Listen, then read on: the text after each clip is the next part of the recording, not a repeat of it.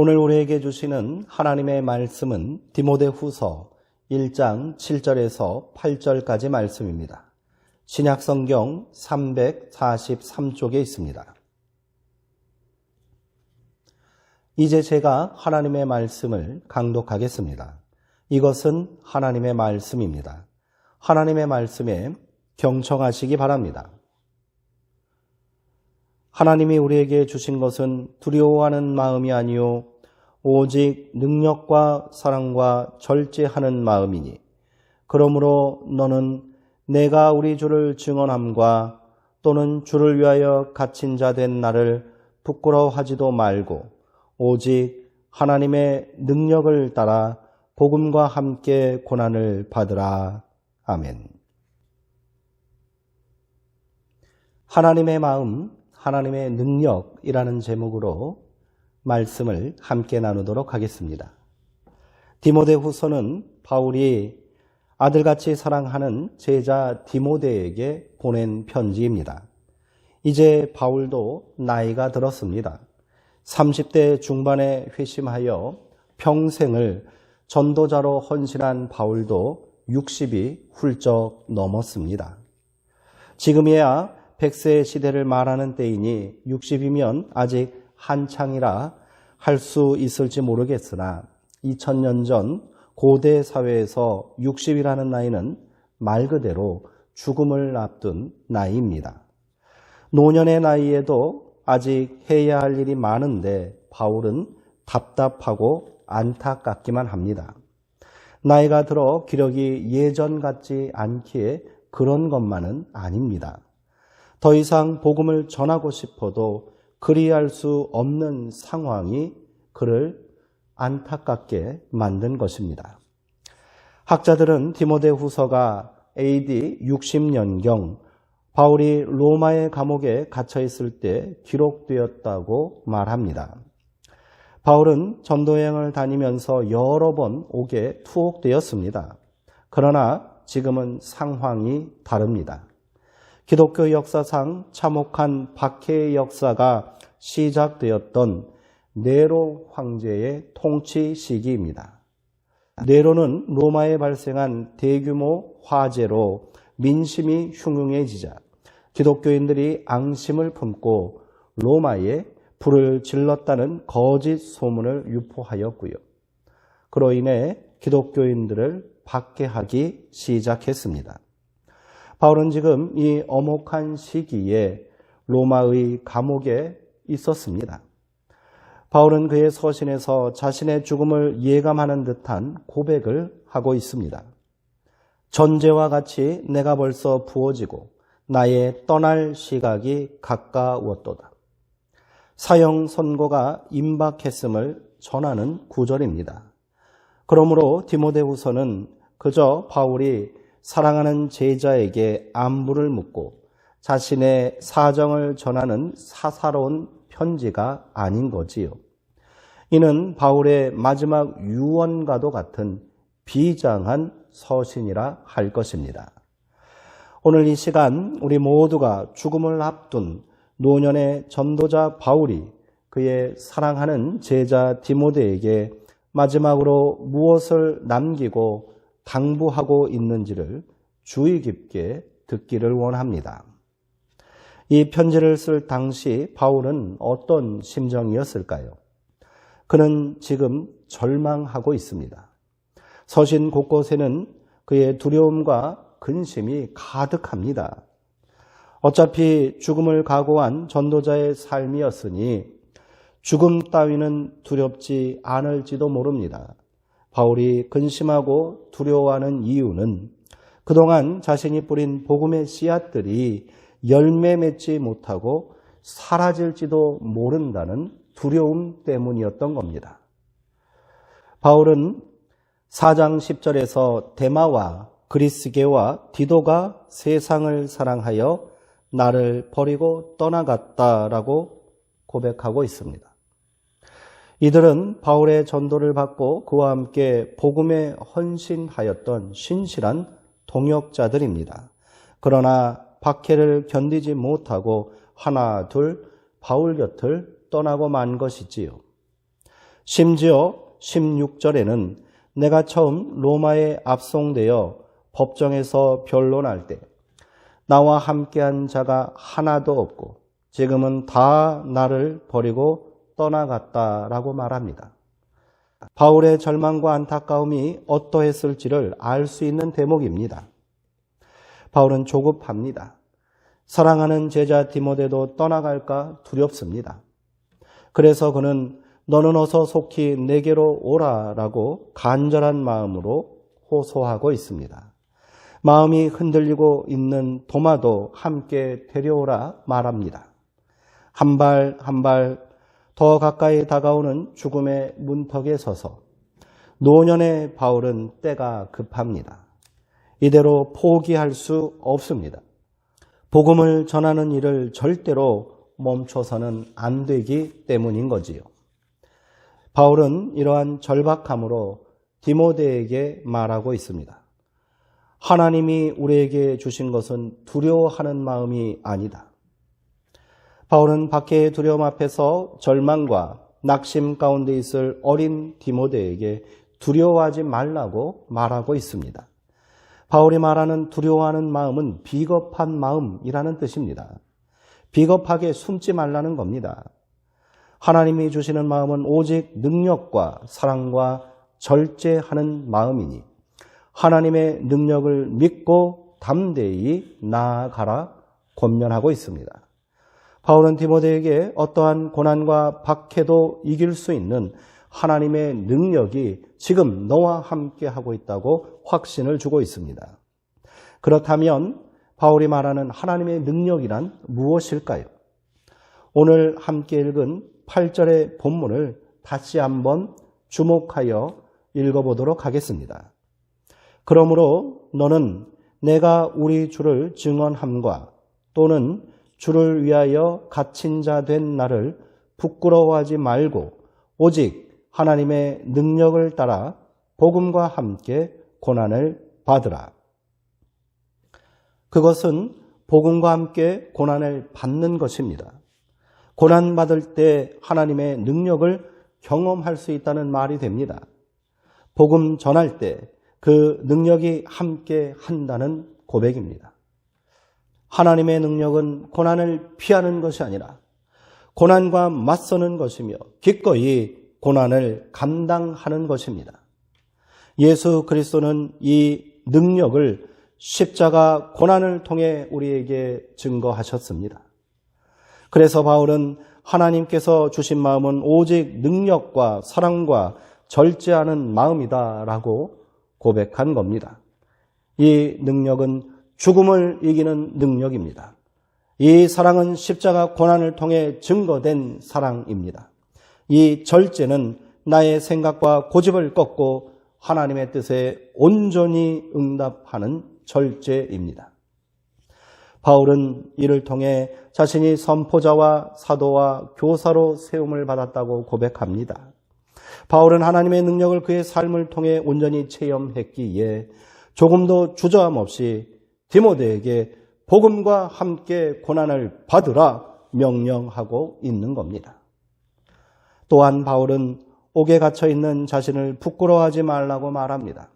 부끄러워하지 말라라는 말은 수치스럽게 여기지 말라라는 뜻입니다. 사람들은 바울의 전도는 실패했다고 말했을 것입니다. 이제 더 이상 희망이 없다고 절망하며 그의 곁을 떠났겠지요. 그들은 바울의 권면을 세상 돌아가는 사정을 모르는 억지라고 외면했을지도 모릅니다. 지금은 때가 아니라고 생각했을지도 모를 일입니다. 예수를 믿는다는 이유만으로 갓난아기까지 원형 경기장에 던져져 굶주린 사자밥이 되게 하는 시대입니다. 기독교인이라는 이유만으로 목이 잘리고 불에 태워지고 십자가에 달리는 공포의 시대입니다. 신분을 감추고 숨죽이며 숨어 지내는 것이 최선일진데 그래도 나가서 복음을 전해야 한다고 주장하는 바울을 사람들은 제정신이 아니라고 비난하고 멀리했을 것입니다. 그러나 바울은 조금도 물러섬이 없습니다. 너는 말씀을 전파하라. 때를 얻든지 못 얻든지 항상 힘쓰라. 복음을 전하는 전도자의 사명이 나를 부르신 하나님의 뜻일진데 어찌 때를 핑계대고 추조할 수 있느냐라는 말입니다. 바울은 디모데에게 너는 모든 일에 신중하여 고난을 받으며 전도자의 일을 하며 내 직무를 다하라고 명령합니다. 신중하라라는 말은 정신 차리라는 경고의 말입니다. 정신을 바짝 차리고 고난을 각오하고 담대히 전도자의 일을 하는 것이 너의 직무다라고 상기시켜주고 있는 겁니다. 실패가 뻔히 보이는 길일지라도 그 길이 필경 고난의 길임이 분명할지라도 그것이 하나님께서 내게 주신 사명이며 죄로 인해 죽을 수밖에 없는 나를 십자가의 권능으로 사하시고 새 생명을 허락하신 이유이기에 바울은 그 전도자의 길을 멈출 수 없다라고 말합니다. 바울은 자신이 걸어온 그 길을 사랑하는 제자 디모데도 기꺼이 감당하기를 소망하는 마음으로 그 간절함을 담아 지금 편지를 보내고 있는 겁니다. 바울이 순교한 이후 디모데가 어떠한 삶을 살았는지 우리는 알 수 없습니다. 그러나 분명한 것은 그가 바울의 간절한 명령에 순종하여 평생을 고난의 길, 전도자의 삶을 살았음을 저는 확신합니다. 바울의 마지막 호소를 가슴에 새기고 목숨을 걸고 복음을 전한 또 다른 디모데로 인해 끔찍한 박해와 만행을 저질렀던 로마는 결국 복음 앞에 굴복하고 말았습니다. 바울이 순교한 지 300년이 지난 후였습니다. 300년 동안 기독교인들은 박해를 견디며 목숨을 걸고 복음을 전한 겁니다. 때를 얻든지 못 얻든지 그들은 담대히 복음을 외쳤지요. 장작더미 위에 묶여서 온몸이 타들어가는 고통 가운데서도 예수를 전했습니다. 원형 경기장에서 맹수들에게 온몸이 찢기고 잘려나가도 함께 끌어안고 하나님을 찬양했습니다. 이것이 바울이 말한 하나님의 능력인 겁니다. 그 능력이 거대한 로마를 이겼습니다. 세상이 감당할 수 없는 능력입니다. 이 능력이 도무지 끝날 것 같지 않았던 박해의 역사를 멈춰 세운 겁니다. 말씀을 정리하며 오늘 우리의 믿음의 자리를 정직하게 돌아보길 원합니다. 바울은 같은 서신 3장에서 말세의 고통의 때에 대하여 증거하고 있습니다. 3장 1절부터 4절까지 말씀입니다. 사람들이 자기를 사랑하고 돈을 사랑하며 자랑하며 교만하며 비방하며 부모를 거역하며 감사하지 아니하며 거룩하지 아니하며 무정하며 원통함을 풀지 아니하며 모함하며 절제하지 못하며 사나우며 선한 것을 좋아하지 아니하며 배신하며 조급하며 자만하며 쾌락을 사랑하기를 하나님 사랑하는 것보다 더하며 네로 황제의 악랄하고 잔혹한 만행이 고난이 아니란 말입니다. 사람들이 하나님을 사랑하지 않고 욕망대로 욕심대로 제 멋대로 사는 것이 말세요, 고통의 때요, 고난이라고 말하는 것 아닙니까? 지금 우리가 살고 있는 세상을 정직하게 돌아봅시다. 바울이 말하고 있는 고난의 때, 말세의 때, 고통의 때가 아닙니까? 도무지 부끄러움이 없습니다. 자기의 욕망을 채우기 위해서는 약자를 짓밟고 폭력을 행사하고 거짓을 일삼아도 부끄러움을 모릅니다. 지금이 바로 말세의 때, 고난의 때가 아니고 무엇이겠습니까? 복음의 진리를 이야기하고 천국과 구원을 이야기하면 비웃음거리가 되는 시대가 되었습니다. 지금이 바로 고난의 때임을 깨달아야 합니다. 그 어느 때보다 복음이 외면당하고 박해받고 있습니다. 전도의 문은 막혀있고 복음을 향한 우리의 열정도 그만큼 식어 있습니다. 우리 수정동 교회도 마찬가지 아닙니까? 70년의 고난의 세월을 견디며 눈물과 기도로 세워진 교회가 성장을 멈춘 지 오래입니다. 무엇이 문제입니까? 어떻게 해야 하겠습니까? 답은 하나입니다. 복음과 함께 기꺼이 고난을 감당하는 결단을 지금 이 시간 우리가 해야 한다는 것입니다.